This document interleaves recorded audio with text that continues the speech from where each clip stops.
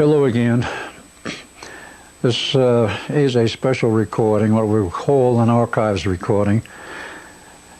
And the preceding part of this film was showing some of downtown Denver on the date of, I think it was 18th of April. Today is the 20th of April, year 2000. Denver is still there, and there's still traffic, and there's still smog. But since it's an archives report, we thought we'd put in a little piece about Denver, showing what Denver is like and the construction of a new stadium, etc. In the archive report, which this is, I wish to add a few things which I would not put in the general history of myself and the Philadelphia experiment. This material will not be available to everyone, in fact, very few people. In going back into the problems of the Philadelphia experiment, when Duncan and I jumped overboard off the ship, the Eldridge, in hyperspace, we of course didn't know what was happening and where we were going, or if we were going anywhere except, of course, into the water. We expected to hit the water in the bay and swim ashore, but no water. We never hit it. We kept falling and falling for quite a period of time. And then it seemed to level out. Excuse me. Seemed to level out, and we were, shall I say, flying along? That's not the right term, but it seemed like we were, through cloud banks and other strange phenomena. And this went on for a period of time, and then we blanked out, and we woke up, as we found out, in a hospital, Duncan in one bed and I in another in the same room, and wondering what has happened, where were we, and what was going on. Well, a hospital attendant, an orderly, came in and did the usual measurements of the usual vital signs and so forth. And I said, would you like to watch TV? He said, yes. So we turned on the TV. At this point, we didn't know that anything was wrong or anything was any different than the era we had come from. Except, of course, in 1943, we didn't have large screen color TV. This happened to be a wall-mounted unit, smaller size but color, which was the first discrepancy. We watched the TV. We were actually in that hospital for 4 weeks recovering. We finally asked what we were doing here. They wouldn't tell us how we got there, but they said, you have suffered severe radiation burns. I said, radiation from what? And they sort of demurred on giving us a straight answer. And they said, no, it's not nuclear radiation. As it turns out, we learned much later, of course, there was radiation that you will possibly run into in deep space under certain other conditions, which, of course, is non-nuclear, but nevertheless it's an ionizing form of radiation that can be damaging to the body. So we took about 4 weeks to recover, but in that process, in that time, we watched a lot of television. At that point, I would say after a week of watching TV, I started asking a lot of questions, because it was quite obvious that things were not normal. Normal in the sense of how we knew them in 1943, that the indications were there were very few cities around the country anymore. There was rail travel, there was some car travel, but what was most important is there were no longer any national boundaries. There were boundaries for reference. Like, what states do we have in the U.S.? Well, boundaries referenced were in accordance with the American map as we saw it. But we were told very bluntly that no longer is there a government. Whatever is left of it is under military control.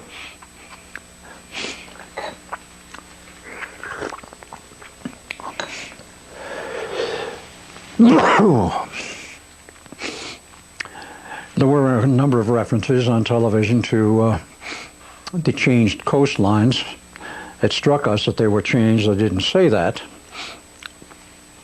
We started asking questions. Well, can you give us some maps of the United States? Maybe the United States and Canada. Oh, sure. No problem. They got them for us. We were rather dismayed to find that a good chunk of California had disappeared, was no longer above water, was obviously underwater. The Pacific Ocean was now encroaching on dry land, largely paralleling the San Andreas fault line. In San Francisco, a lot of San Francisco was still there, but was not all intact. The principal part that survived was on the Rocky Promontory, which is in the downtown area. South of that, there was a lot of damage, but apparently the damage from the earthquakes and whatever else had hit started at a point someplace between San Francisco and San Jose, because the San Andreas Fault comes in at that point. San Jose, as I remember, was missing, and as you went further south, there was sort of a ragged loss of land. When it got down to Los Angeles,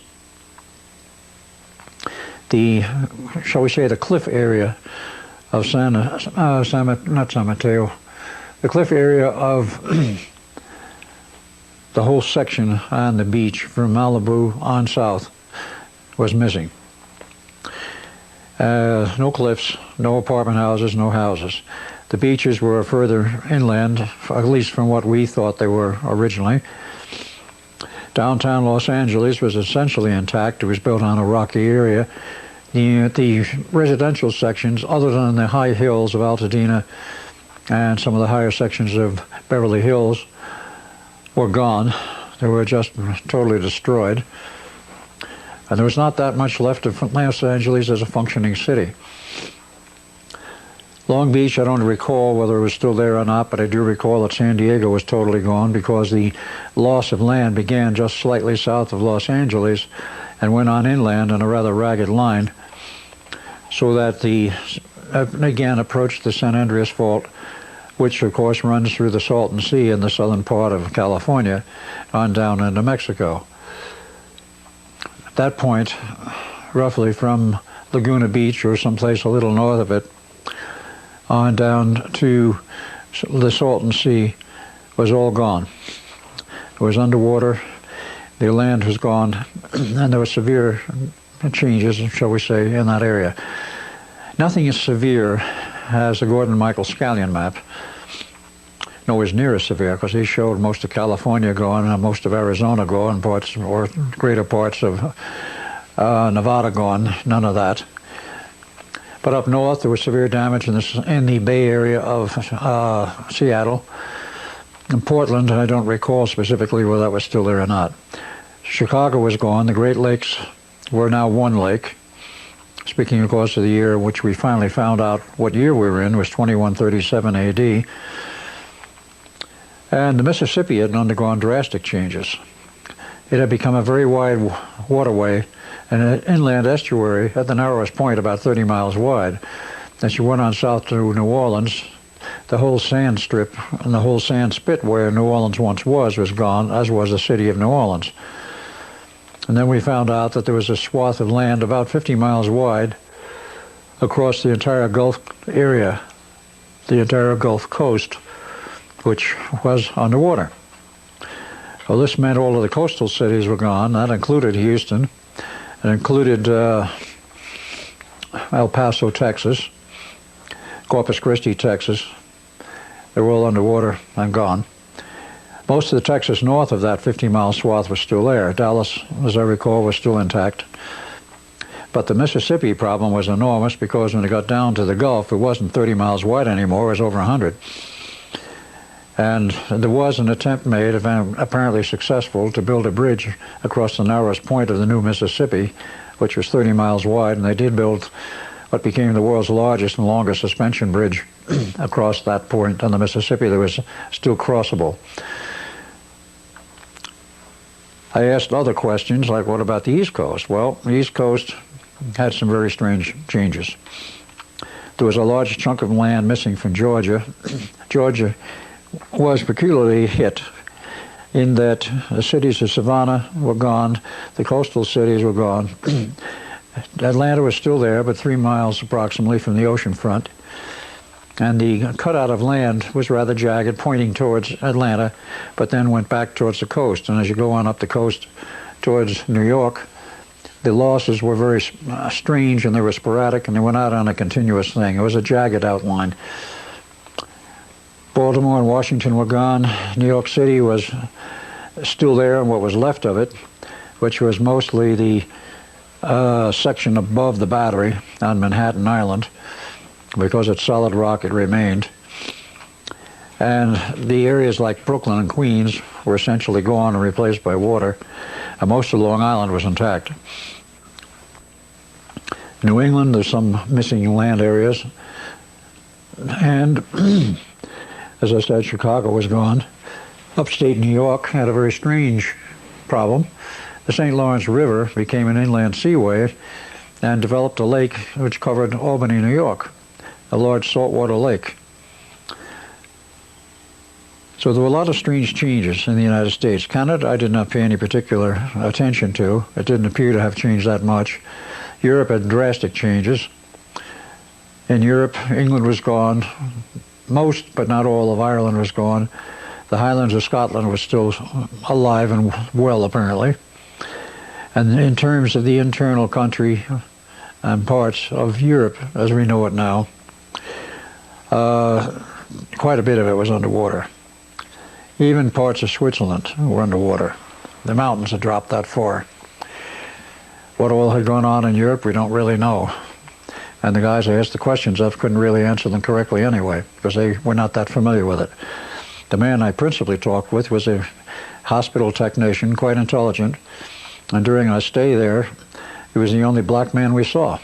He was a black medical technician, very competent and educated. He was the only black person we saw on our entire stay in the year 2137. But there was still rail travel, land travel. I didn't ask about airlines travel. But I happened to ask, what's the world population these days? And they said, oh, slightly over 300 million. And I looked at him and says, world population? He said, yes, world population. So the U.S. is now down around 50 million or less. There's no government left acting on the face of the earth intact. They had all crumbled sometime between the period of 2000 and, as he told me, 2025.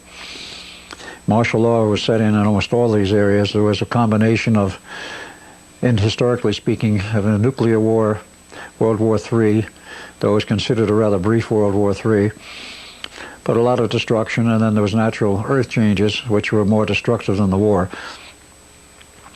Between all of those, there was a great loss of life, a loss of government, a loss of transportation, and of course with that you have starvation and other problems. And it went continually downhill from about 2003 is my guess, and he didn't specify a date. He said the records were hazy, but it looked like 2004 approximately when things came apart. And at that point he said what was left of the government under military control was attempting to rebuild the nation. And this was in 2137. He said it was well along to being rebuilt, but it was far from being completely rebuilt, and the destruction being replaced and over. So that was rather a strange interlude and rather a shock. Why we wound up there, I have no idea. It certainly was not our idea. And who, shall we say, engineered this little trip into the year 2137 is still unknown to me. I have some ideas as to who it might be, but that gets into a little later part of the dissertation and discussion of what happened. I asked about levels of science and technology. Oh yes, he said nothing was lost during this whole period of the earth destruction and the earth upheavals and the war. He said we still have computers, we have TV, we have all kinds of communications. I didn't ask him about space travel or what was going on in terms of what was once NASA. I didn't think to ask him about that because I was, shall we say, preoccupied with the otherwise earth changes and the total shift in the size of civilization and its structure. I asked about money and banks. He says, oh yes, there's still money. But he said the banks are a lot smaller than they were and they're not as active. And watching TV, now that I think about it, I didn't see a single ad about anything. So there was some major changes. Now, we stayed there approximately 6 weeks. I'm saying we, Duncan and myself. We did get up out of bed eventually and move around.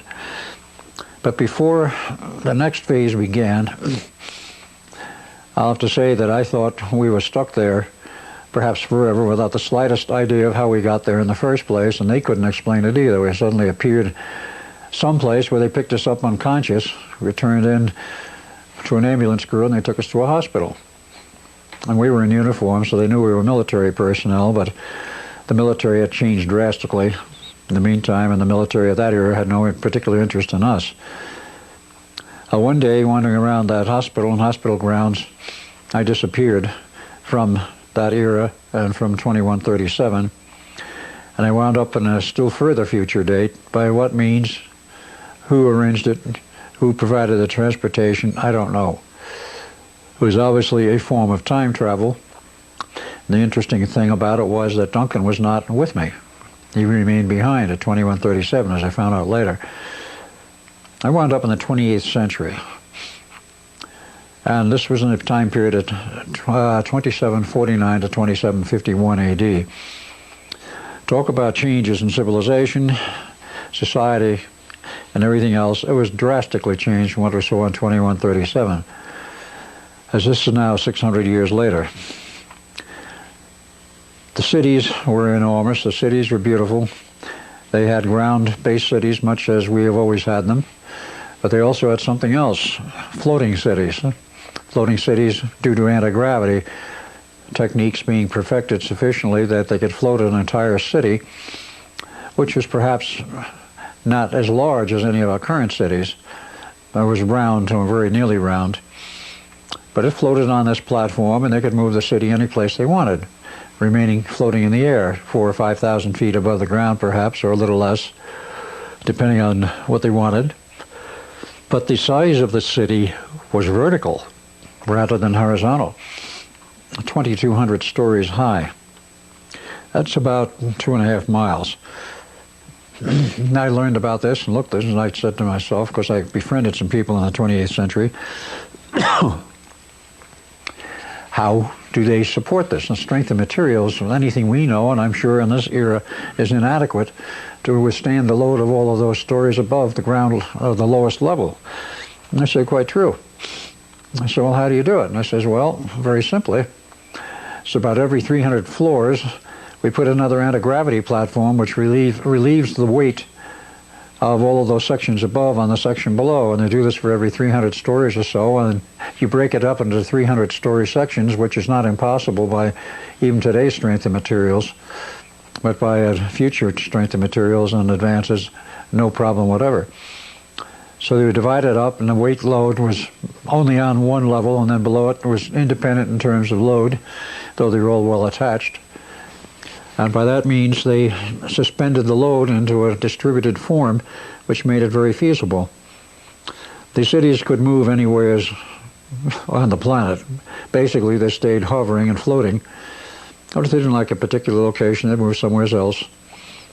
There wasn't that much traffic in moving cities, I can assure you, because the world population in that era, the 28th century, was only 500 million, and I was instructed later that that was where they had held it for centuries. There would be no more than approximately 500 million population. Some of the features of this, let's start from the political standpoint.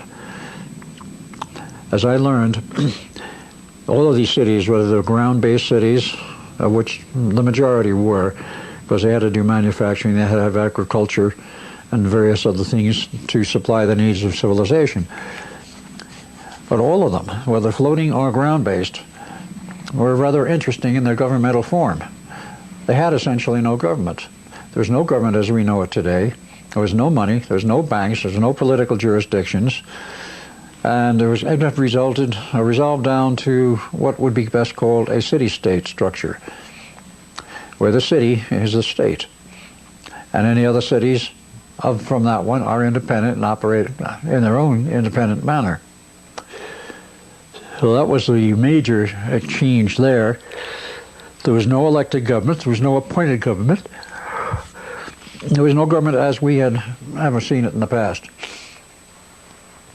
As I found out, each city was run by an intelligent computer, synthetic intelligence, synthetic consciousness, a highly radioactive crystalline structure. Who built them, I had no idea. Nobody seemed to know, but they've been there for hundreds of years. And this computer ran the entire city. There were guidelines set down, there were law books, but no courts. There were guidelines set down as to how you're to behave, what your parameters were. Within these parameters, anything went. Anything was not considered kosher within this realm, this parameter limit, would be expressed as a yellow zone, a zone that you don't want to go into and you don't want to become involved in that type of behavior. If you got out into that area, you were given an invite for a reprimand to the computer, which there was one in every city, running each city. You would literally be called in for, shall we say, an interview or an audience with the computer, and you would be advised that you had broken the law, but it wasn't considered a felony, it was a misdemeanor. A misdemeanor and such. If you were judged guilty, you were sent off to one of the work camps for whatever purpose they did in the work camps. It would be much like today, I presume, where any kind of labor, menial or otherwise, had to be done was done. And that was compulsory, that was not voluntary. If you were called in because you had gone outside the yellow zone into what is called the red zone, which is basically what you would today call a felony offense, you were immediately called in for an interview. You were examined, looked at, talked to, and if the computer at that point thought that you were rehabilitable, that you could learn again to be sociable and within the social bounds of normalcy, you were given one more chance. If the computer decided that you were not capable of fitting into society, you were terminated right then and there. Now, there were other people who didn't feel like they could fit into the society, but had not yet committed any of the so-called offenses. Literally, they were allowed to leave. If the word was, if you don't like it here, go. Go live somewhere else. Go out in the boonies if you want. Live as a hermit. We don't care. And many did. I do not know what percentage. I was told that quite a lot of people had left the cities and gone out in the boondocks. Whether they formed communities or not, I never did find out. The technology was so advanced on that you had, for transportation within the city, what they called accelerons. Consider it very much like a moving walkway as we have today, except that when you got on it, you could literally jump ahead and move in a form of suspended gravity at a very high rate of speed along this beltway. And when you got to a point where you wanted to get off, you just literally jumped off. And the kids loved to play with this sort of toy. They considered it a toy. And to some extent, they were always getting in the way, but to them it was great fun. As these accelerons went across, even in the sky cities, across open spaces. In the interior of the city structure, there was a fairly large open space. Eventually, I got my turn to talk with the computer. It was part of what was called the llama system. Now, why that name was chosen, I don't know. But it was a fact that every one of those computer installations, though independent, was tied together on a network not known by most of the city dwellers, which included every city on the planet. So that there was cohesion between the computers, cooperation, and generally they kept track of each other. I spent almost 2 years in this very large complex. I traveled around a lot. One of the other things was, yes, there were railroads, but they had changed a lot. They were now for the purpose of excursion, having fun. And go out on one of these excursions, it was a big party. The rail was much wider than our current rail system, perhaps 2 to 2.5 times wider to accommodate a much larger car, much wider. And with that, of course, they had literally rolling dining rooms, rolling ballrooms, and could have a great time and great fun, literally traveling from one city to the other with no other purpose other than having fun and taking a trip somewhere. If you weren't required to work, which no one was required to, other than their social obligation, which was well inculcated into the kids, that you had an obligation to contribute to society, to pay for what you have been using and had inherited, for which no money was involved. A sort of credit system was still functional, but otherwise, except for fairly large credit purchases, if that is the right term, they didn't really keep track of very much. it was considered quite free as long as you were able to make some contributions and nobody overloaded the system with demands. That happened very seldom, that there was an overload of demand for goods or services.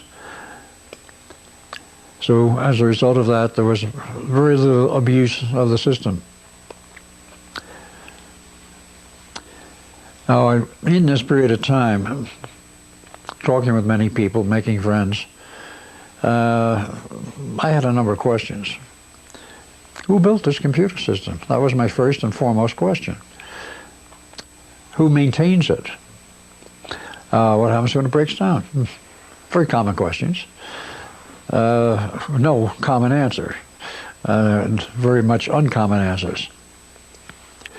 First question about the cities, who built them, who maintains them, who maintains the computers, was rather hard to answer and get an answer to. No one really knew much about the history of the construction of the city or how it ran, other than the computer, and you couldn't request an interview. You could request to go in and ask questions. If it wasn't busy with something else, okay, come on in.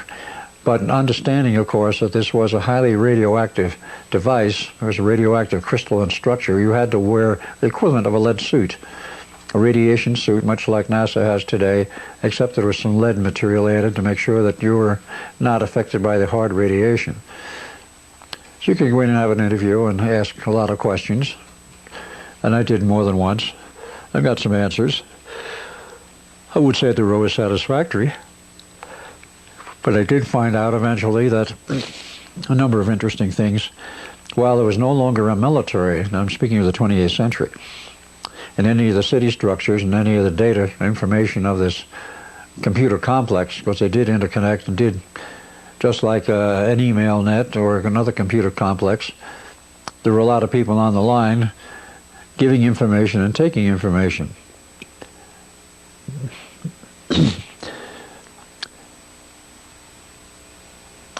The aspect of how these computers communicated with each other was unknown. But it did make, the one I talked with did make a number of interesting statements over a period of time. They had been around for about 250 years in this format and this system. There was no one to do any maintenance. Apparently there was no maintenance as such.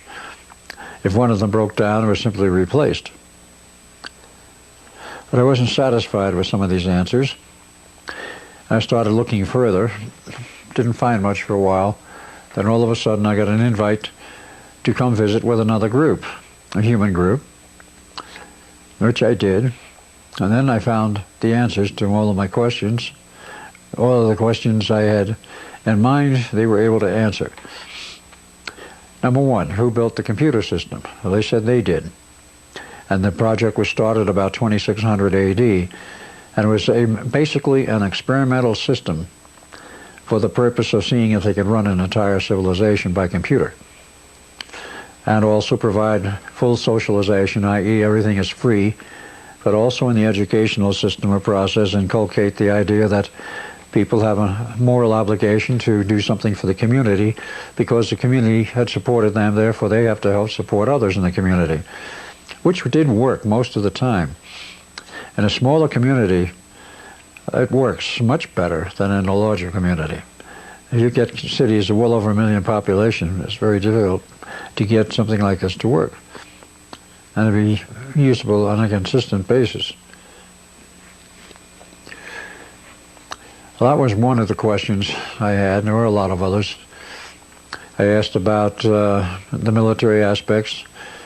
No, there was no more military. Well, how do you defend yourself in case somebody comes along, has a lot of hardware, a lot of munitions, a lot of military clout, and wants to take over a city or the whole planet? How do you prevent this, or do you? Well, the answer was rather complex, but basically it came down to the fact that they had hidden weapon systems in the cities, and not every installation was a city, but they had all of these installations all over. And They were well concealed. They were not described to me as exactly what they were, but they said they were capable of deflecting and defending a city from an invasion from outer space. There was no data given as to whether or not there had been any such attempted takeovers in the past.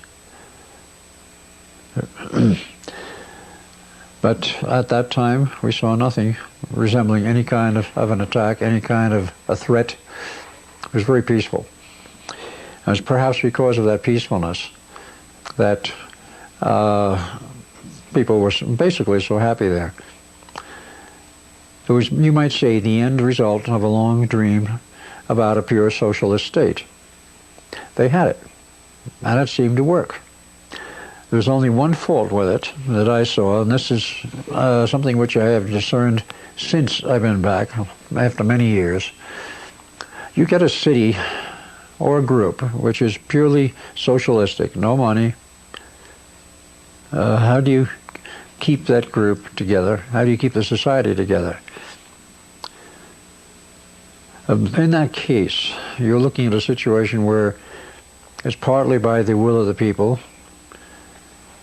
partly by, shall I say, some kind of internal control, and partly because one could say there's little choice. If you don't want to live in the city, you go out in the boonies. If you don't know how to survive by yourself, you stay in the city.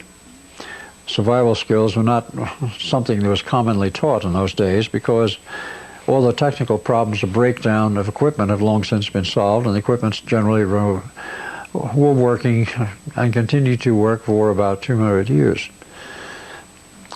without much maintenance. The maintenance was required, was definitely directed by the intelligence in the computer.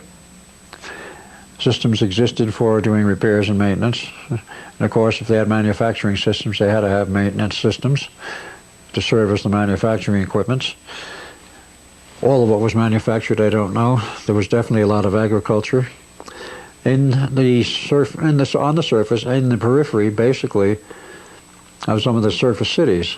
Some of the agriculture went outside the city limits, outside the periphery of the city, but not a lot. They seemed to produce more than enough food for what they needed, which was good. There was no problems or threats of food shortages. The idea of a threat to the survival in a civilized society had long since faded because the people were so well cared for. But herein is also a problem. These people were well cared for by a socialist system. They didn't have to work to do anything, even though they were expected to work and expected to contribute to society. It was not demanded.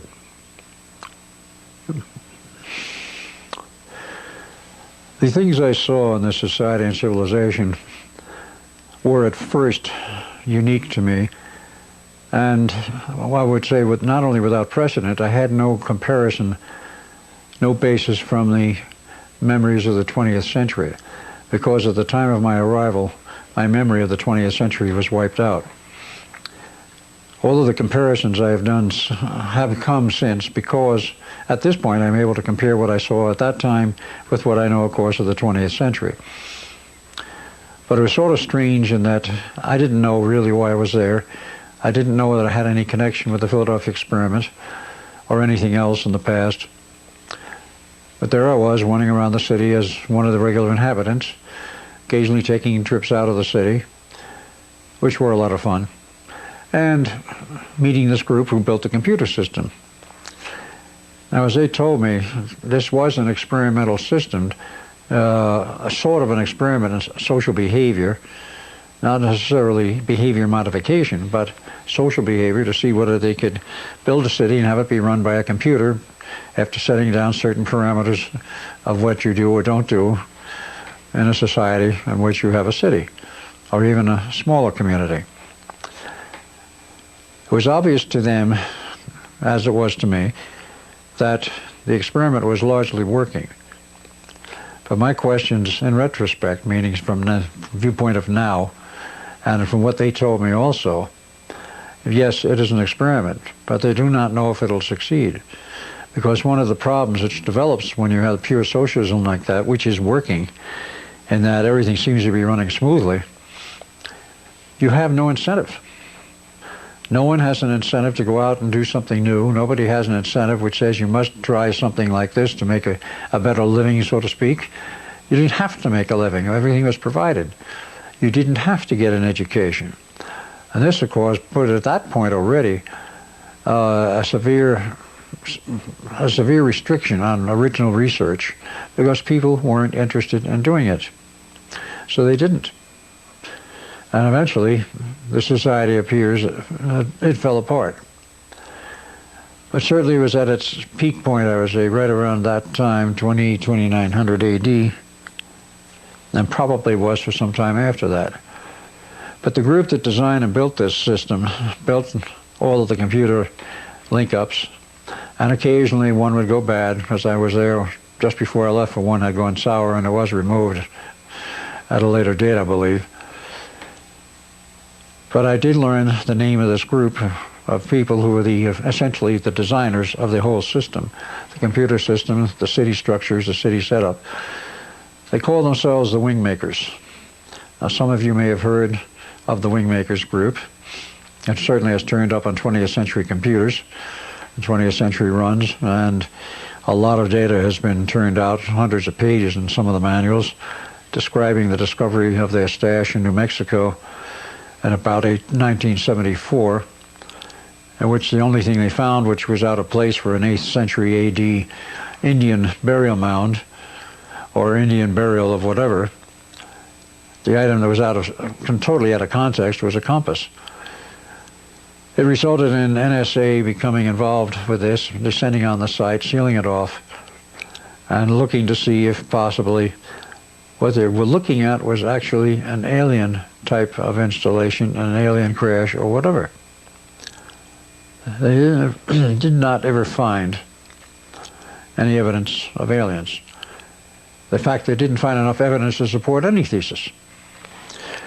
So they closed it down, and after an earthquake in about the year 1994 approximately, a wall disappeared due to the earthquake, and they had a tunnel, an artificial looking tunnel, which went to a circular staircase carved right in the rock, which was quite obviously artificial, and 23 rooms off that staircase in a long tunnel, all of which contained relics of some civilization that was advanced, paintings, and in the last room, the 23rd room, was a laser disc, an actual optical disc, much like what we have today, except the coding in it was such that it could not be decoded.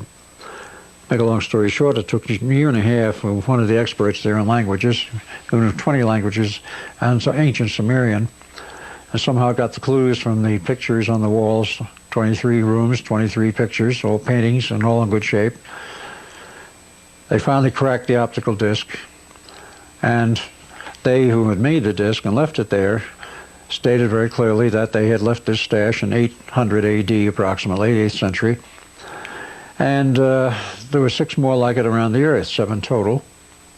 The object was for man to dig these up when he got to the point where technically he could do it and understand what was there and learn their concerns about civilization. Well, one has been found. That was in New Mexico. There are 6 more. There are rumors that a second one has been found. But of course, the first one was totally under the control of NSA, National Security Agency. Underneath the basic organization was another one called ACIO, Advanced Contact Intelligence Organization. They are the ones who apparently pull all of the rare and exotic research involving finds which might look like aliens, but proved in this case not to be. It was a time travel operation. And that is the group which is set aside to do it, and there's a special group within ACIO known as the Wingmakers Group, which was working on this project and keeping it very, very secret. They identified the group that was as having come from the 28th century, originating in the 28th century. They called themselves the Wingmakers, which is what I remember, and they were interactive with this time period also, that is the 20th century into the 21st century. They did not give me any indication at the time when I was in the 20th century that they were interactive with the 20th century, but I got the distinct impression that I had not seen the last of them from the various things they said. I have not seen them since, I might add, not in any physical sense, unless it was by accident, because there was no communication, and it might have been an instance where I saw some of their people, 3 of them, in a men's health club on one Sunday afternoon in Atlanta about 2 years ago. No communication with anyone, not even communicating between themselves. The group was telepathic. And whether it was them or not, I don't know, but I have a suspicion. They were too genetically perfect to have been of this time and this era, so they could have been. But since then, the indications have been via the internet and that information which was dropped on the net, 2 interviews out of 5 that have been given by Dr. Anderson, a pseudonym, but one of the senior workers with the language capability that cracked the optical disc, found an outside person to take some interviews, 5 in all, and translate them into a material which could be put on the internet. He wanted the material out. Well, 2 got out, and some other material, and that was the last I ever seen or heard of either Ann or Dr. Anderson. There's no answer at this point as to whether or not those 2 people are still alive or dead, what's happened to them, and the other 3 interviews have never appeared on the internet. There's enough that has appeared to make a very substantial story and a very substantial indications that these guys were not flakes. The section on philosophy alone is enough to really stir one. And the pictures are very, very strange. According to those who found them, on the walls, they were still in very good condition and repairs. This is from the 8th century to the 20th century, which is 1,200 years. And there was very little deterioration, and for that matter, there was very little dust in the rooms. But they found some means to protect them further. I mean, the CIA does have some rather advanced technologies available to them, and NSA. And they made some further attempt to preserve the paintings. What they did, I don't know. But what is interesting is that the other stashes have yet to turn up. And they insisted from this one optical disc that there were 6 more, and when the time was right, they'd all be found. They were very concerned about the survival of humanity throughout this very critical period of history, meaning the 20th century into the 21st century. Now, in retrospect, looking back at them and the things they said, and what I now remember, they were not convinced, in my view, that the socialist experiment was a success.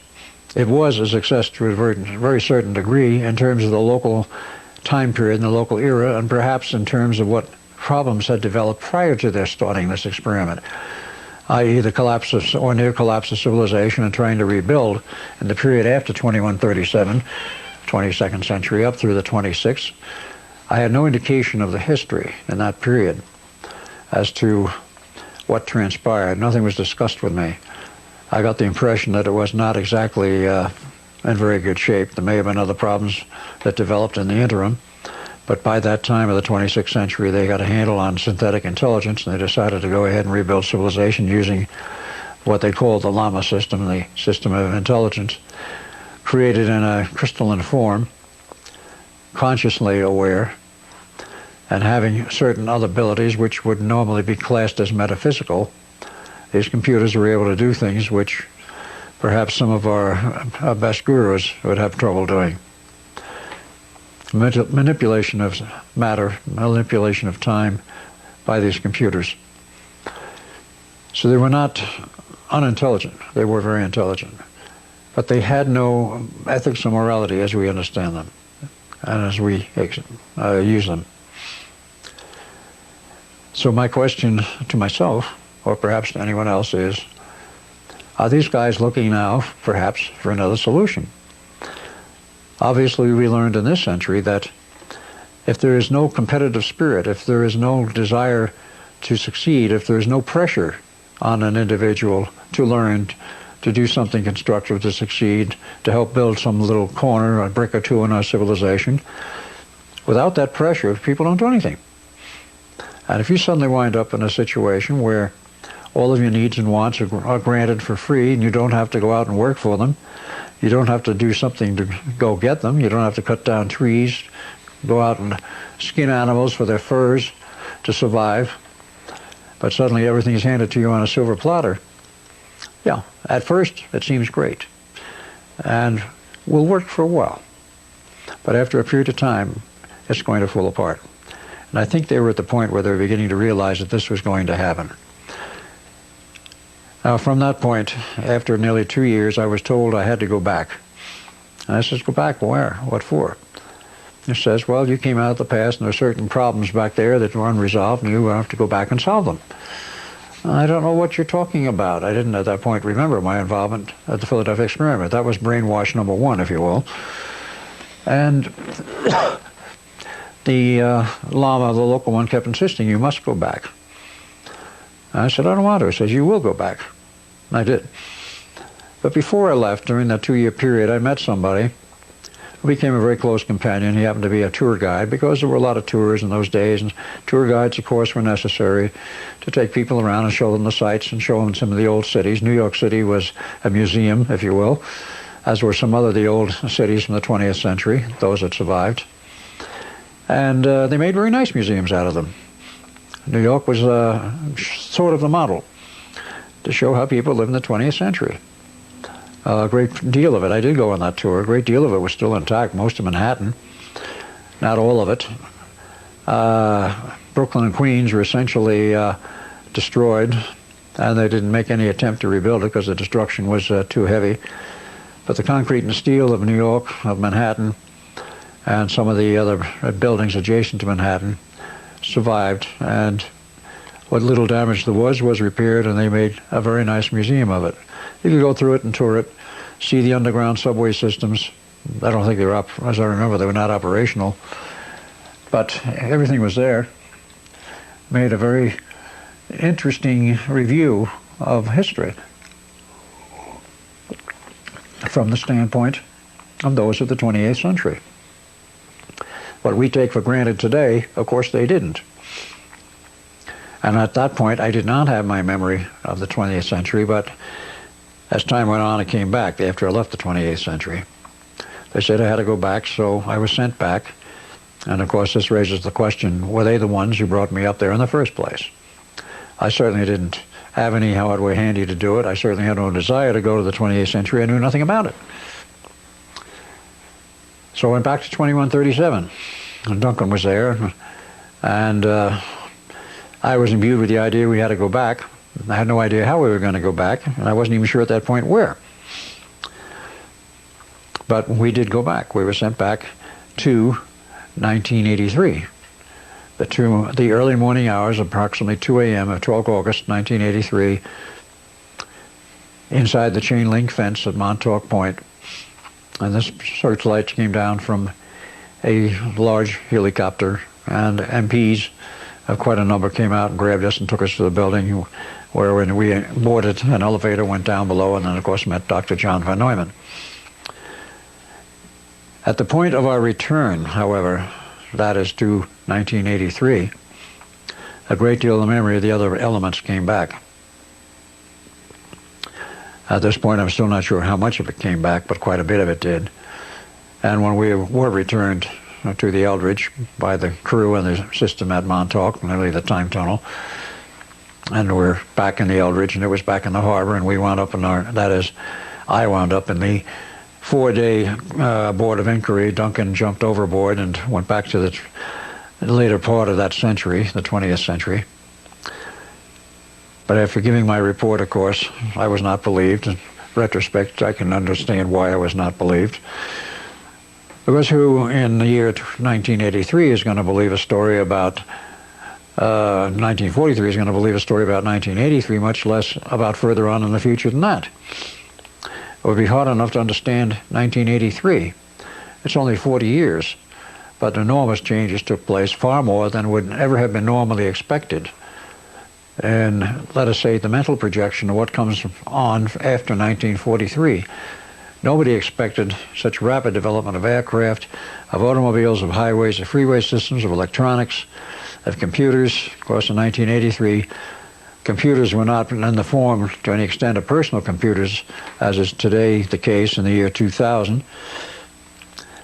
But nevertheless, computers existed, and they were proliferating in every way, in every respect.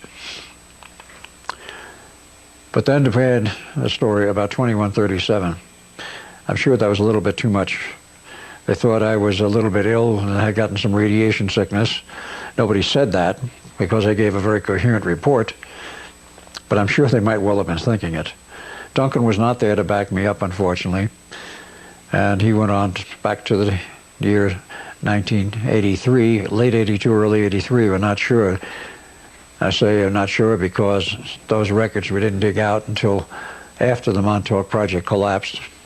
And it was in the 90s, 95, 96, we were able to find out what happened to Duncan. The rest of the story of Duncan we were able to finally piece together was rather bizarre in its own way. When Duncan and I were sent back to the Elders to destroy the equipment, which we did, and the fields were collapsing, it took over 2 minutes for them to totally collapse, and we found the 2 sailors buried in the steel of a deck and the steel of a bulkhead for the other 2. And I went over to talk with Brother Jim, who was crying and dying, and did die. Duncan became so dismayed by all of this that he headed for the railing and looked back at me like, well, aren't I coming along with him? And I implied no, so he jumped overboard. And as we found out later, he wound up back at Montauk, not at the same point in time, 12 August 83, but considerably earlier, and became part of the project and did a lot of work for them.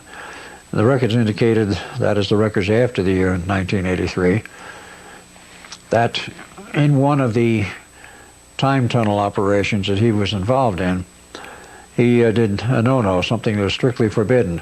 Is that for reasons they didn't understand, occasionally side tunnels developed, and their orders were never to go down the side tunnels because they didn't know why they were created, how they were created, or where they went.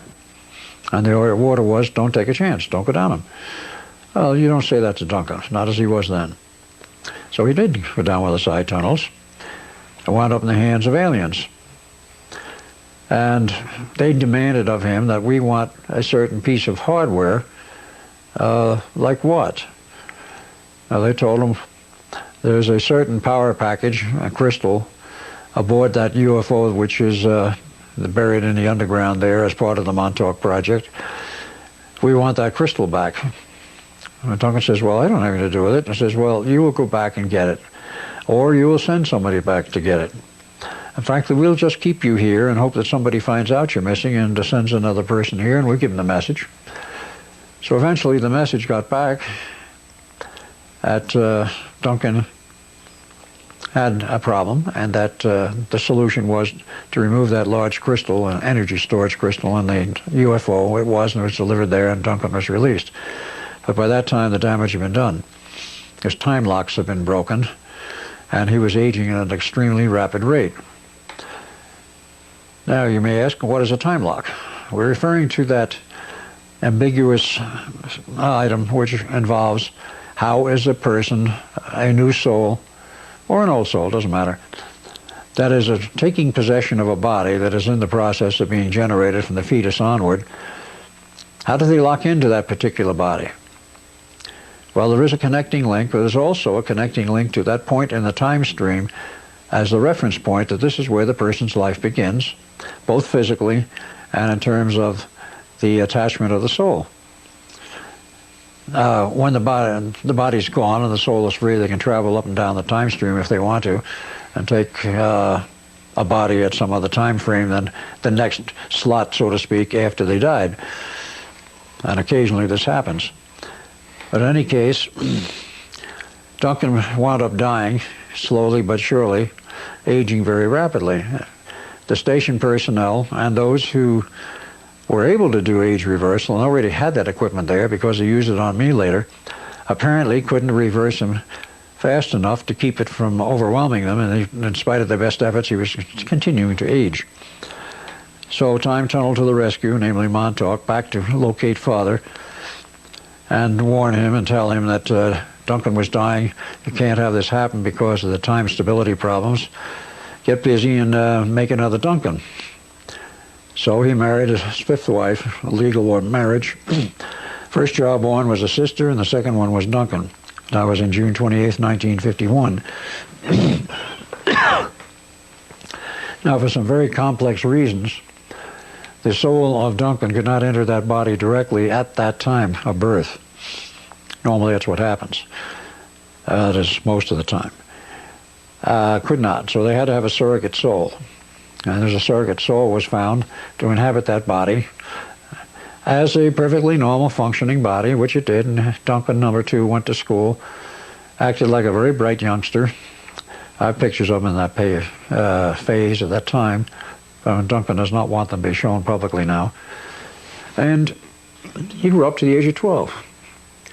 And according to information acquired later, at the age of 12, on the 12th of August, 1963, the surrogate soul was kicked out and the real Duncan came in. His mother had reported a very sharp change in the personality in the time period of the age of 12 in July, August. And that, of course, didn't mean anything to us until, it was like reverse engineering, we reverse engineered what happened to Duncan. And we found out, rather in a strange but actually very conclusive way, when the project collapsed in 1983, Duncan was off of it, I was off it, Preston, many other people. But Duncan had a lot of psychological problems as a result of his involvement with the Montauk Project and the Montauk Boys. And eventually he came to seek help from someone he was told could help him, namely Preston Nichols. Now at this point, of course, he had been brainwashed, that is, debriefed, just as had Preston, as had I, as had everybody else who survived that operation.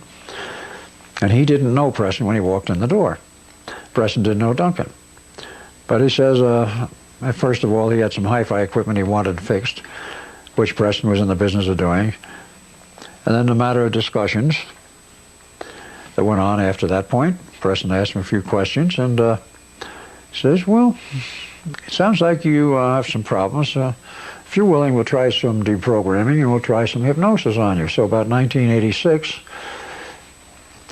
he hypnotized Duncan and took him back gradually from the period of the Montauk Project to the age of 12, in which everything seemed to be normal, as normal as going to be expected, hung together, and so forth. Then they took Duncan back and said, let's go earlier. Well, they did a quantum leap jump to the decks of the Eldridge. This is what was reported to me by Preston after the hypnosis session. And was on the deck, and he says, I'm on some strange ship called the Eldridge. And so there are people here that I know today. And he says, one of them is Al Bielek. And he named some others, and it didn't mean anything to me. And the aspects of the Montauk Boys program. But at least we had determined what had happened to the Duncan we knew, that I met at that time as Al Bielek, was essentially the same Duncan, except that there was a body change. And by the same father, the body came out very nearly the same, a different mother. But that was a long and harrowing experience trying to dig all that out, and we did.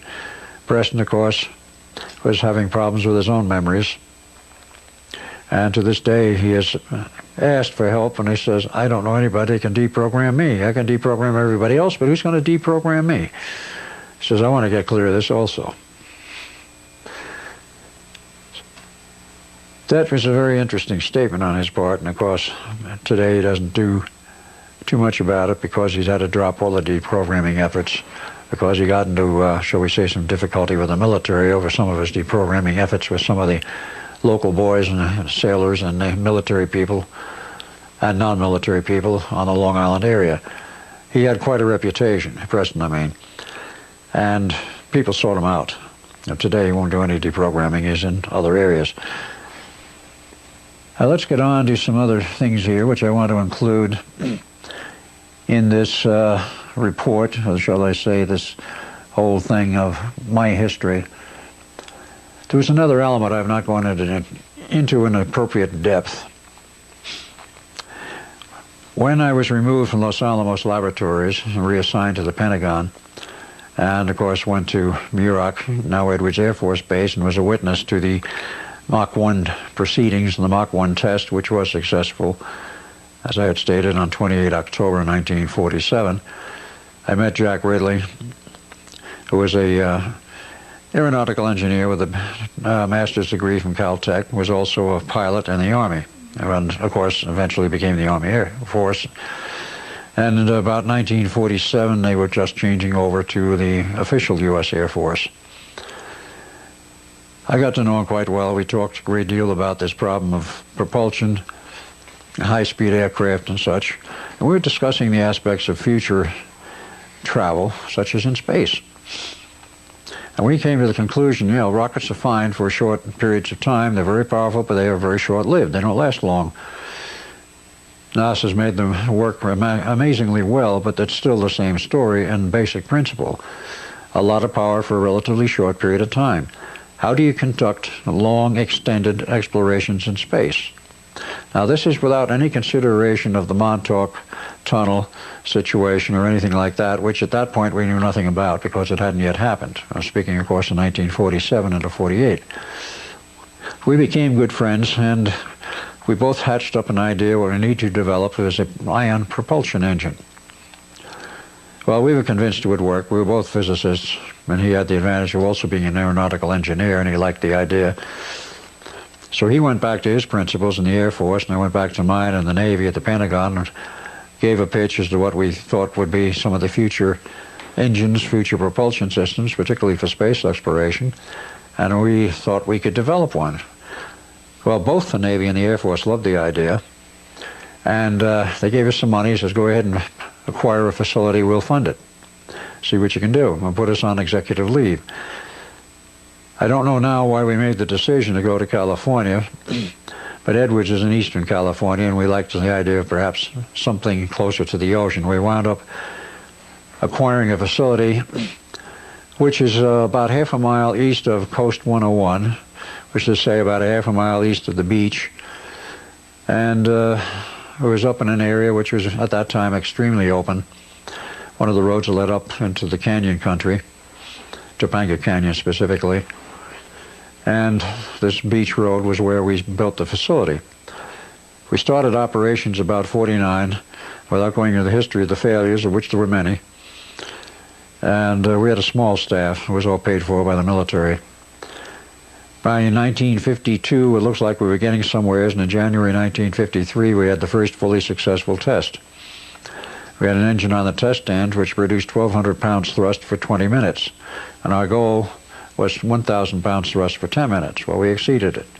I decided we're going to let the engine run all day to see if it would. It didn't. One of the ion feeds broke down after 20 minutes. We had to shut it down. Even though it was a very highly classified project, the word got around through the industry, the aircraft industry, of course. And Douglas of Long Beach was ecstatic. They wanted to work with us. I don't know what they had in mind, but they did definitely like what we had done and wanted to work with us. Martin Aircraft on the East Coast, which was a well-known aircraft company at that time, and it still exists, though has merged with Lockheed, were, shall we say, rather gruff. No comment. Boeing heard about it, and they hit the roof. Well, when we got the feedback on that one, we figured, well, they must have something of their own in the skunk works, their own skunk works, and probably we beat them to the draw. Appears on the scene at that point my father, the natural father, Alexander Duncan Cameron Sr., whose life has been a great mystery, and only in the last year have we been able to put together some of the missing pieces. At that time, I had almost none of the missing pieces, other than we know he disappeared for long periods of time.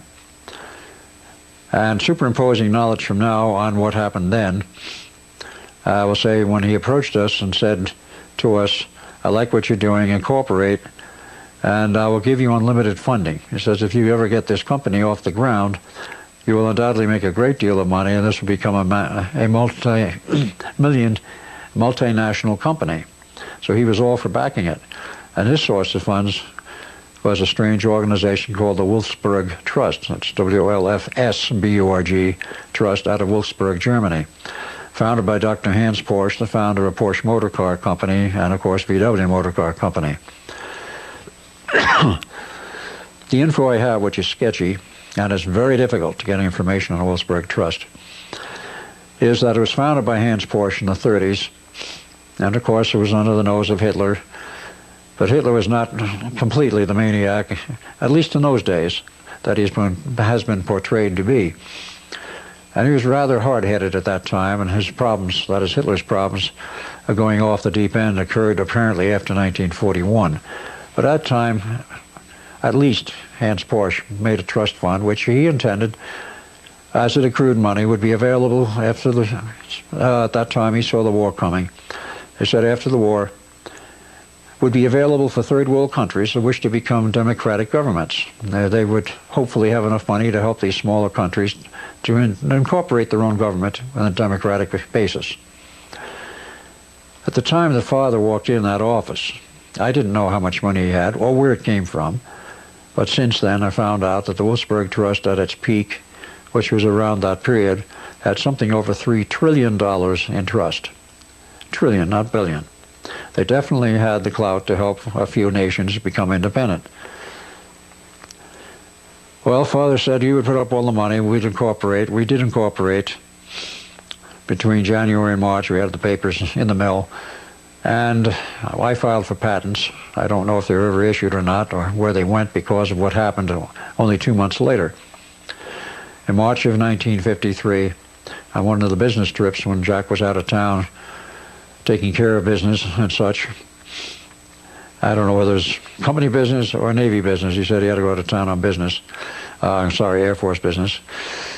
But he was out of town, and during that time of period, we were sitting in the office one day, a team of Black Ops personnel descend on me, 7 of them. They grab me, take me out of the building in front of everyone, and off we go down to Washington, D.C., and from Washington, D.C., we're taken to McLean, Virginia, a special joint facility of both NSA and CIA. And much to my surprise, not knowing anything much about this sort of thing, not expecting another return of what we had anticipated and gone through in the Philadelphia experiment, there they had a portal inside one of those buildings of the facility at McLean, Virginia, and I was kicked in it, and I wound up elsewhere. So what else was new? This one was definitely very new. We wound up, as I was told after arrival, on Alpha Centauri 1 being planet number 1 in their system. And I was being interrogated by a group of near-human-looking beings, about 6 foot high. They had essentially human form. Their facial features were not exactly human, they were rough. But in any case, they interrogated me for some 4 days. They wanted to know my history, what I had done, what I was doing. Of course, I wanted to know what the blazes I was doing there and what their interest was. Well, I've had the feeling that my life hung on the balance, and that if I wanted to get out of there, I better tell them everything. So I started with the Philadelphia experiment, of course, going in the Navy, the Philadelphia experiment. Oh, yes, we know about that. And, well, over time traveled. Oh, where'd you go? Well, I went to 2137. Okay. Then I went to the 28th century. Then they got a little more interested. I told them about what I saw there and so forth, and they expressed some passing interest. But I said I met a strange group there. I said, oh, what was that? I said, the Wingmakers, and I told them all about them. These guys absolutely went bonkers. They freaked out. They said, you contacted who? And I said, a group that calls themselves the Wingmakers. I said, you're going back. And they did something which I have learned since rarely ever happens. I was shipped back to the point of origin, namely that CIA NSA facility at Fort McLean, Virginia. From there, I was sent back to the Pentagon. And the next thing I asked was, when am I going to go back to California? Nobody would give me an answer. And I kicked around the Pentagon for months, literally from sometime late March. That same day almost that I was taken out, several days later, because there was 4 days past on Alpha Centauri, which did not correlate directly with our time frame, was close. And I had nothing to do, no job to perform, report in daily, as I was expected to do. I had a living quarters, could not see the family, was not allowed to. The last time I saw them was in 1952 when I snuck a visit to the family, finding out where they were at that time, out of California. So this went on for months, and I kept asking questions. Well, when am I going to be able to go back and do some work? I wasn't doing any work of any kind. Nobody would give me an answer. I finally went up to the Joint Chiefs of Staff and asked them, particularly the Navy, Don't know. We don't know what's going on. Can't give you an answer. Go away type of attitude. Not that rough a statement, but that kind of attitude. Like they wished I wasn't asking the questions, because you don't get that gruff with somebody at the rank I had, which was then captain in the U.S. Navy. But they wouldn't give me an answer. Neither would they give me any bad treatment, neither did they give me any answers.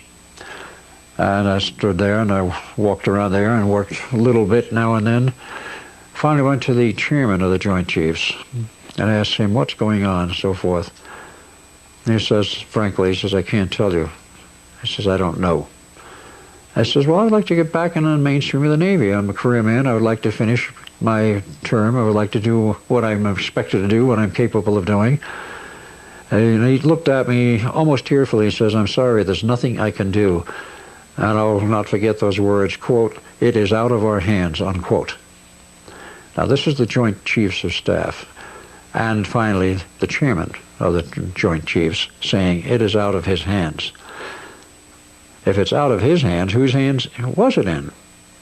Certainly not the President of the United States under a military matter like this, who was probably totally unaware of the projects that have been ongoing. So where did it go? Well, it obviously went back to where I had just returned from, Alpha Centauri. Before I left, I should say before I was removed from the operation in our little facility on the beach, a group had started nosing around like they were interested in taking over our operation. And that is a group called the Cristaldi Research Group. I'll give a little info on that very briefly. But I remembered the name because at that point they were poking around after Father had also made his pitch and asking questions. And as I left, or was about to leave the Alpha Centauri group, I happened to ask them, oh, do you know anything about the Cristaldi Research Group? Oh yeah, we run them. And that stuck in my craw for quite a while. It provided some answers and an analysis of what did finally happen to that company. Jack Ridley was removed in 1954. It was shut down. He tried to keep it going, but he could not keep it going very well alone, and when he was removed, nobody could. It was shut down, sat in limbo for years. Eventually, Hughes Research Corporation was formed, and they bought the property. It was in Malibu Beach area, about a half-mile east of the beach. And it's very visibly there today, much expanded. But the original facility was in limbo for years, and nothing happened. Well, in the last year, the last year of the last century, 1999,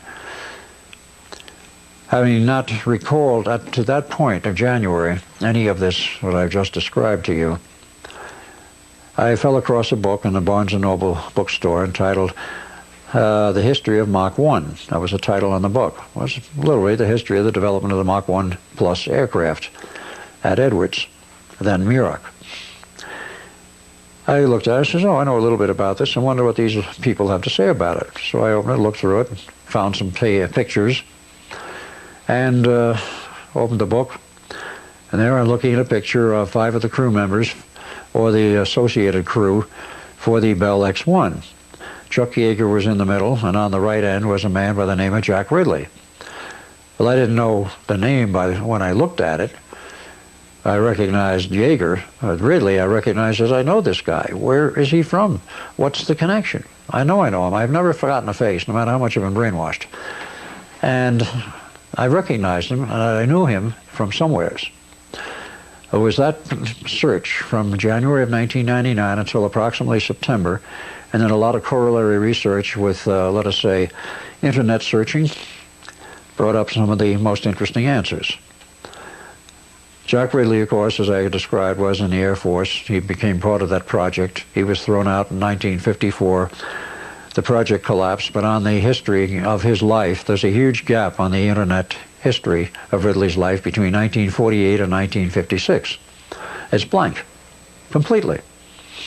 In 1956, he formed a company of his own entitled Ridley and Aeronautical Machines in Coral Gables, Florida. I don't know if it was successful or not. The net report didn't say. But in 1957, he flew to Japan to have a reunion, the 10th year reunion of the group from Mach 1 project. He crashed his plane. The public record says that he died in that crash. Of course, they had a big memorial thing for him, and the tower at Edwards Air Force Base today is called Jack Ridley Tower as a result of that. But I have other information that says he didn't die in that crash, that he lived on. He survived the crash and was brought back to health slowly, but eventually died about 7 years later at Edwards. And I'm not even sure if that's a true report, but that was what I was told. And the other information, I guess, again confidential, from very confidential sources, said that yes, he did die in '54, but then the time travel crews went back and pulled him out before he died. So here we get again into the area of not merely time manipulation, but altering history. Pulled him out, probably gave him a brainwashing, because I've not met him since, and put him back to work under his own name. Rumors were that he was back up in Marietta, Georgia, at the Martin Marietta, which later became the Martin Lockheed Company, that he had been there. I could find no trace of him going through the entire, shall we say, Department of Personnel, all their records. Did they find a Jack Ridley? No. Nobody with that name here. We haven't run anybody by that name here, and so forth. He may have been there under a pseudonym, I don't know, but I've never found him. But the facts are that JRC Enterprises is alive and well. It is still, in some manner, functional. It is carried as a wholly owned subsidiary of the Cristaldi Research Group.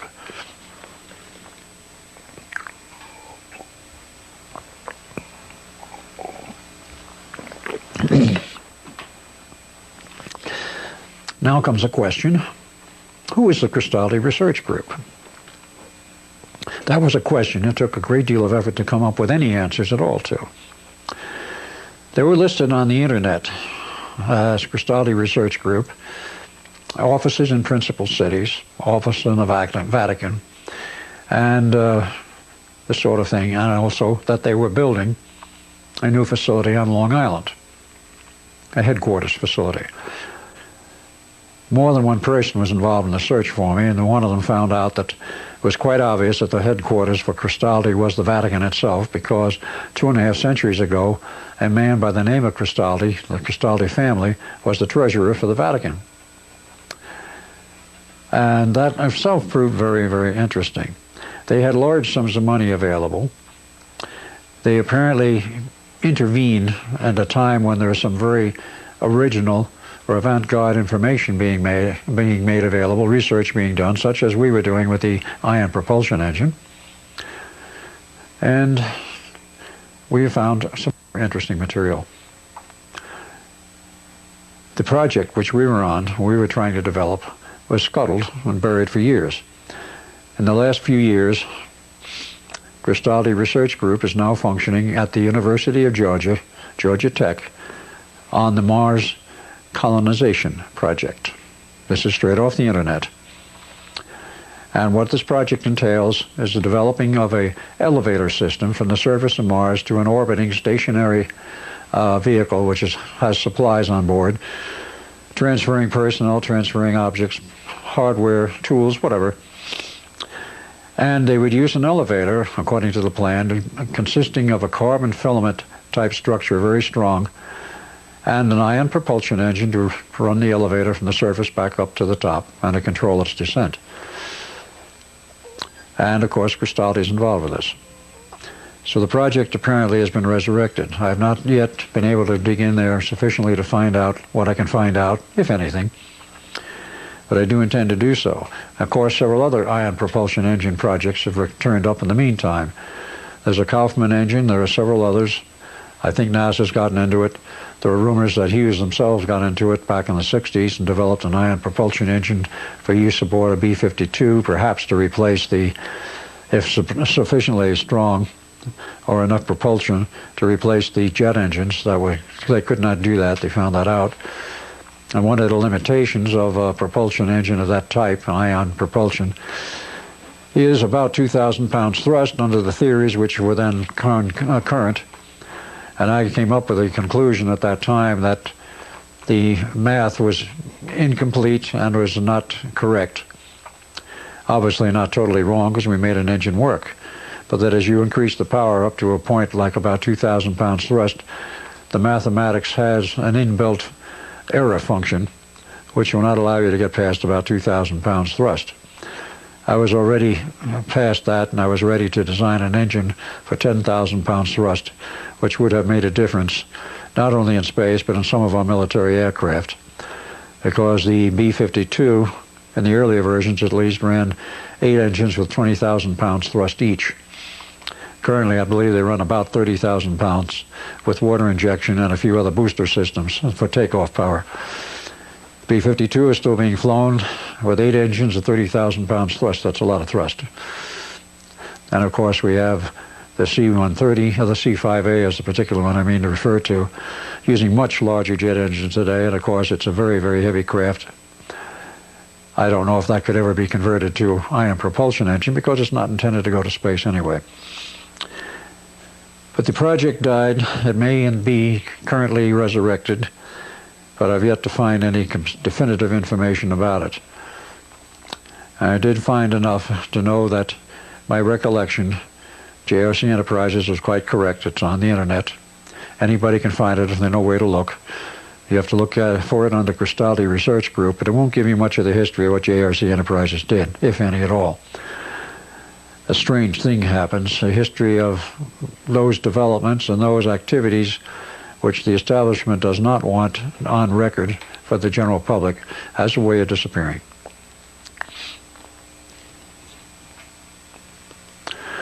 On the subject of time travel, I think a few comments are necessary, or at least desirable on my part.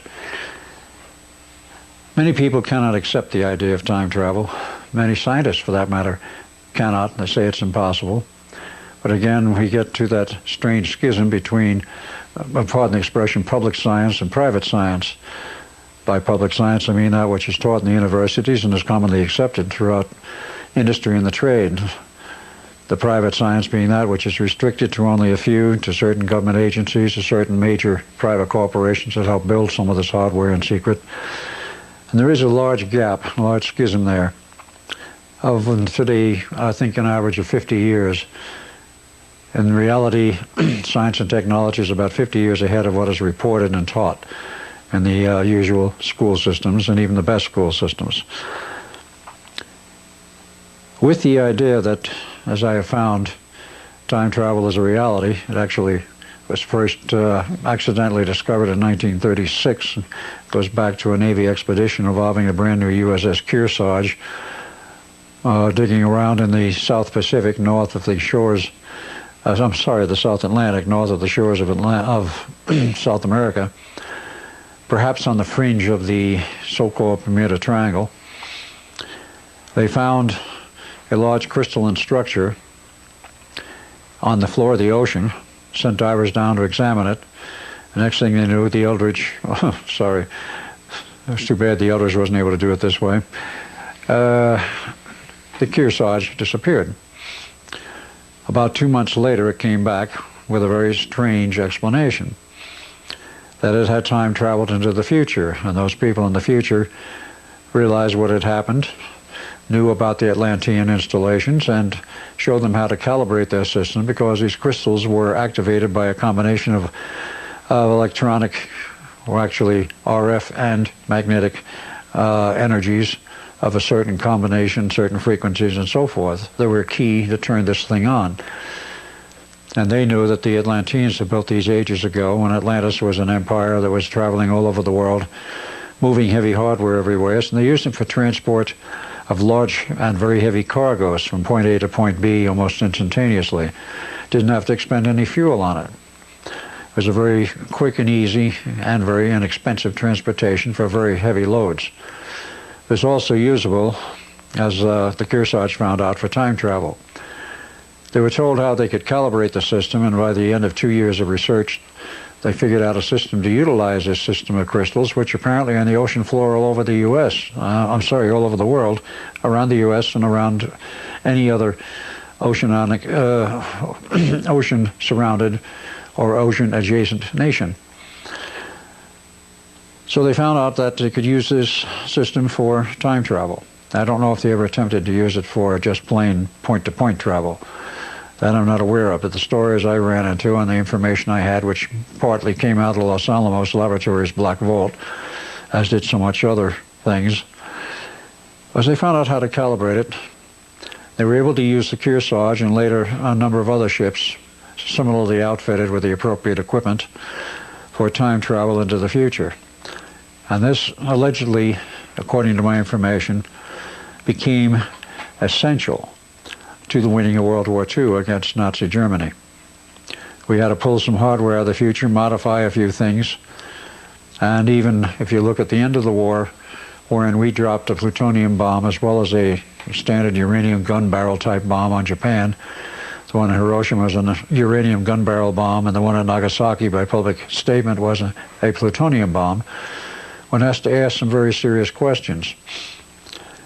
Since in the record of the development of the atomic bomb, the test at Trinity Flats was stated in the manuals and the declassified information to be a plutonium bomb, and that it took all of the production of plutonium out of Hanford Engineering Works for over a year to produce enough plutonium of bomb grade that they could use to test a bomb.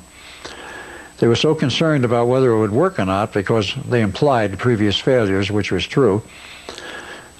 They put a very heavy steel shell around the bomb in case it fails, that they wouldn't lose the plutonium, they could salvage it. Of course, it did happen that that particular device exploded quite well, left a nice glassy plating on the desert floor, and was seen for many, many miles. But that took all of the plutonium that we had produced up to that time. How did we, within 1 month, get enough plutonium to build a bomb and drop it on Nagasaki? That has never been answered. And I think the answer lies in the fact that we had time travel capability and took some of the plutonium production out of the future, where in the 80s and 90s and 70s even, we were able to produce it in rather large amounts, relatively speaking. The Russians, over 40 years, in one of their secret cities, have built up a stock of 40 tons of bomb-grade plutonium they don't know what to do with. And they're still producing it.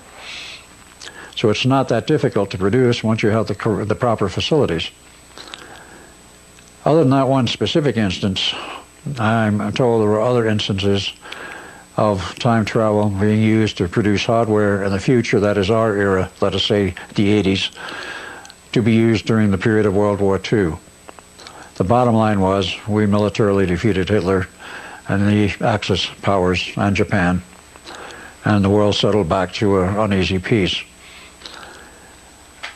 This is a, shall we say, a small inference, a small indicator of manipulating history. In this case, ongoing history, to make it come out the way we wanted it to come out, assuming all my data is correct. What about modifying history in the past to change the outcome in what is now our time, was of course the future of, let's say, the period of the Civil War?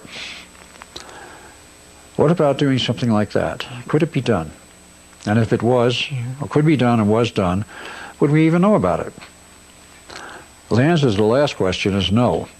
We would not know about it, because if you rewrote history by changing certain events in history, then the whole time field alters that portions of history after the event to correlate with what has been changed, so that it is a unified, connected, and cohesive whole, so to speak.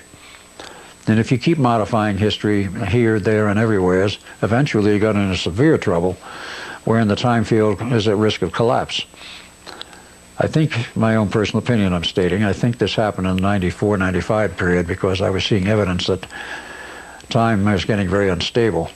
And there were some reports of some very strange effects at atomic clocks, which normally are accurate in one part and 10 to the 23rd or something of that order on the newest ones, one time 10 to the 14th or 15th on the older ones, was suddenly changing time by the matter of minutes in a matter of 2 weeks. Complete and total instability, if you will, in terms of the type of clock it was. These reports persisted, and I cannot say they're not true, and I cannot say they are true, because I don't have any direct inputs to those government circles wherein that information would be available. But information has a funny way of surfacing and a funny way of getting around through certain connected links of information and information specialists. But that was one I definitely heard. Now, in terms of re-engineering history on a major basis, let us look at the Civil War.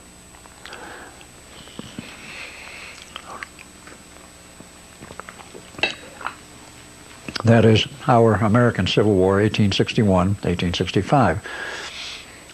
History books today record, of course, as everyone can read, the North won the war. It was a devastating war without question.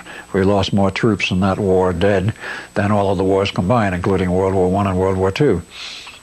Over 550,000 dead, and I think 1.2 to 1.5 million injured. I'm not sure those figures are even accurate because they weren't keeping accurate figures at that point. History records we, the North, won the war against the South. The southern states, of course, seceded. They had every legal right to do so. The war was not over slavery, it was over economic issues, and of course that is fairly well known to those who have dug into it. But no, it is not well known is the fact that something strange happened about 1863. The South was winning the war, hands down, up until 1863. Every battle they engaged the North in, they won. And as the North noted, and the historians have noted, the generalship was superb in the South. With half the hardware in terms of guns and other military hardware that the North had, the South was able to beat the pants off of them. Then in 1863 it changed. Suddenly, I think it was the Battle of Antietam that turned around. The North started winning. And of course they beat more and more Southern troops. Southern generals were changed. And there was a general retreat into the South, and of course then finally Sherman had his march to the sea in which they burned Atlanta, and the South was defeated according to the history books as we read today. The rest is history, I don't need to go into it. Suppose that were not what really happened in the first place. How would we possibly know it? How could we know it? Because if there was a change made in who won the war, then everything following on in the time field would be changed, except perhaps off-planet, or except perhaps in one other item, one other area which perhaps you might not give too much credence to, but is worth investigating. What about people who lived through the Civil War, died, let's say, 1880, 1890, and were reborn and living today? What would they remember if you could probe their subconscious memories, the memories from past lives, and what would they say about who won the Civil War? I've heard a number of accounts, and I have one very good friend in Arizona, a lady friend, who has told me in all of her psychic encounters and all of her memories that she has been able to pull out of her past life, she remembers living through the Civil War era.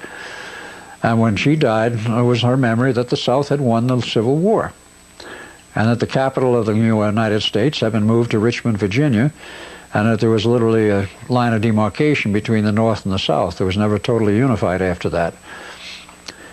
Of course, that would be a disaster for history as we know it today if that had happened, because who knows whether the U.S. would ever become a world power as it is now. But that is her memory. And I also have some friends who insist that they have taken part in time engineering projects, re-engineering history, that is, going back into the past and doing things which were perhaps in most cases minor modifications.